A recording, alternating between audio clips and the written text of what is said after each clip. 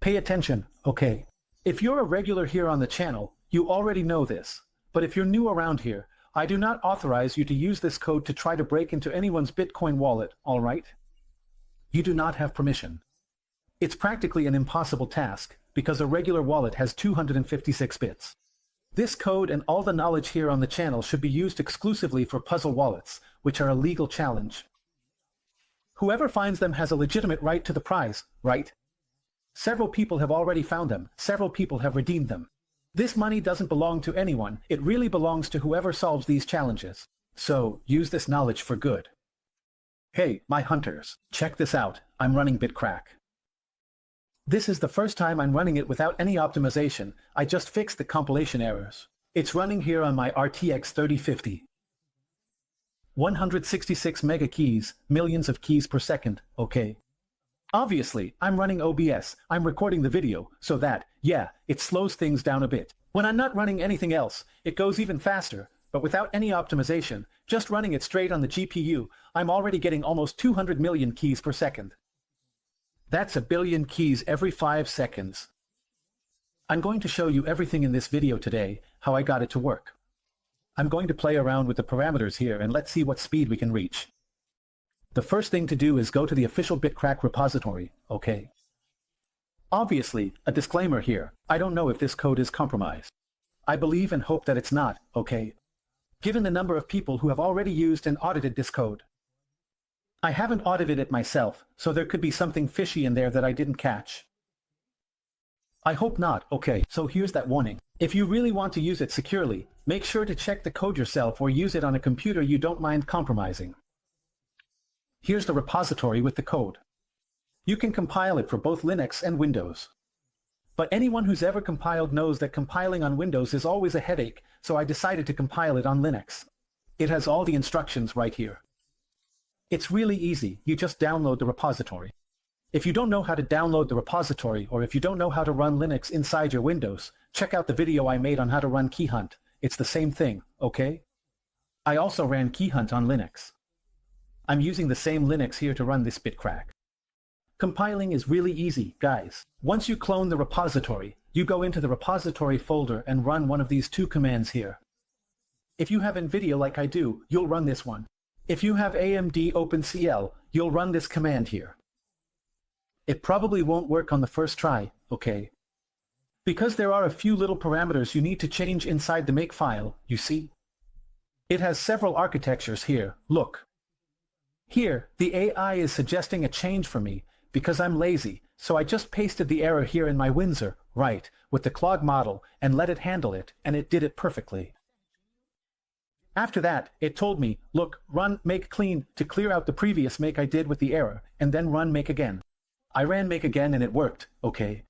If you're not lazy, you can check what your graphics card is, find the right parameter, and change it here. Or if you're lazy like me, use an AI. I'm using Windsor here with the Claude model, and just ask it to do it and it'll get it right. After I did that, I ran make, and then it created two files here, look. Inside this bin folder for binaries, it created these two executable files that weren't here before, okay? It created them from the code. This is really important, although, like I told you guys, I didn't check the code, so it doesn't really make a difference. But if you download an executable, there's a good chance it's messed up. If you get code that's been audited by everyone, that's public on GitHub, and you compile it yourself, the chance of it being messed up is much lower. Anyway, it generated these two files here and now you just need to run the file.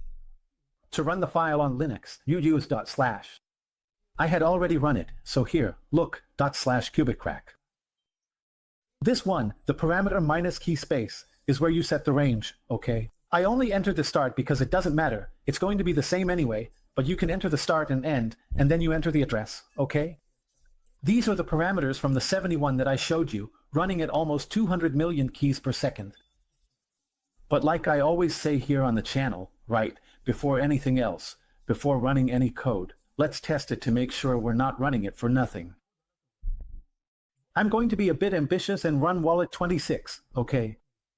It's not a huge wallet, it's a relatively small one, but it does take some time. But since the speed is high, I imagine it won't take that long.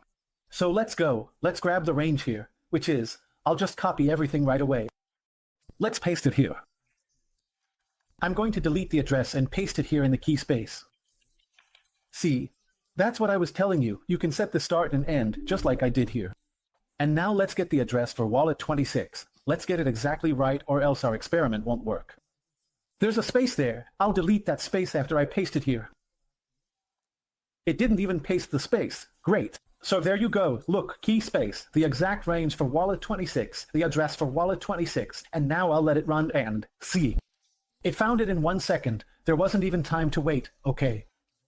Shall we do another experiment? Let's try wallet 30 just to see. Just to see what happens. Same thing. I'll copy here, delete everything, update the range to the range for wallet 30, which is already a much bigger range, and let's copy the address here to see how long it takes.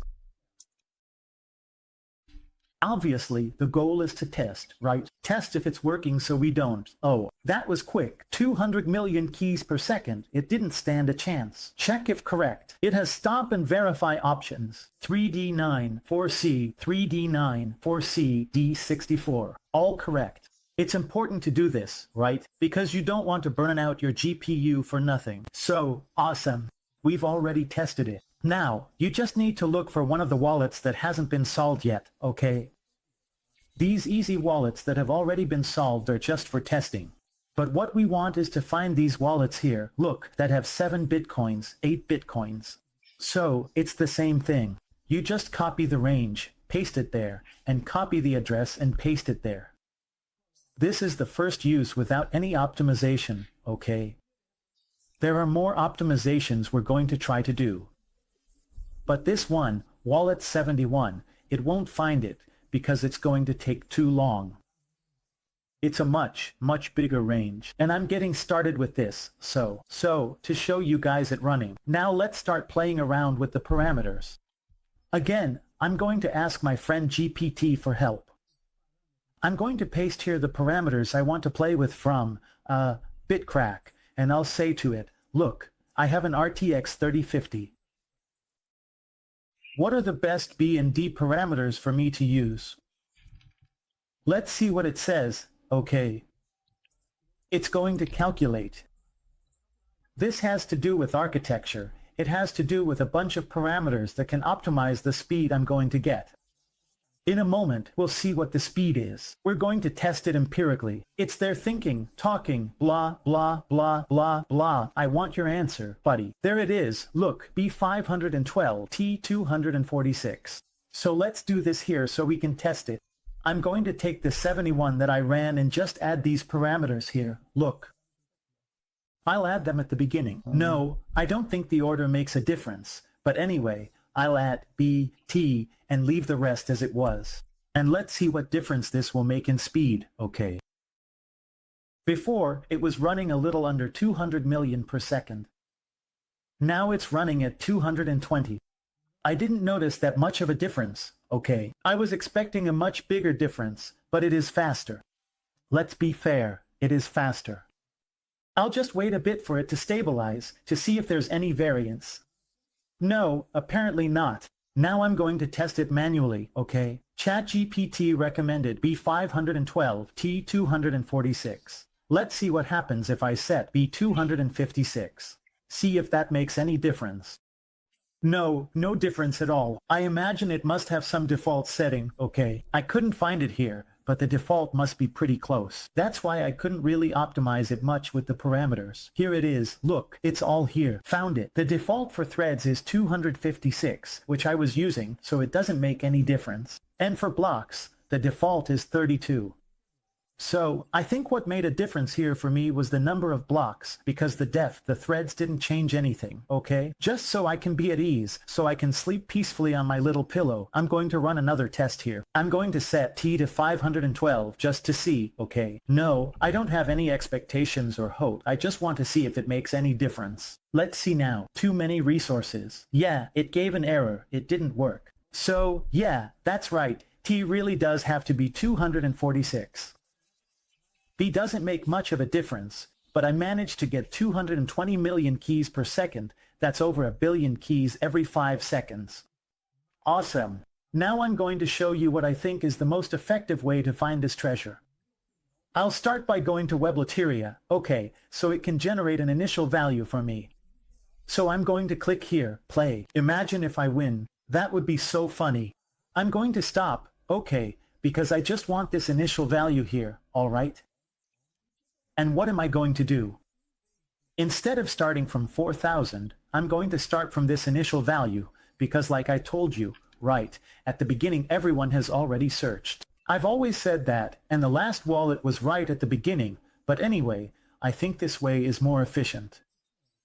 So I'm going to start from where Weblateria suggested.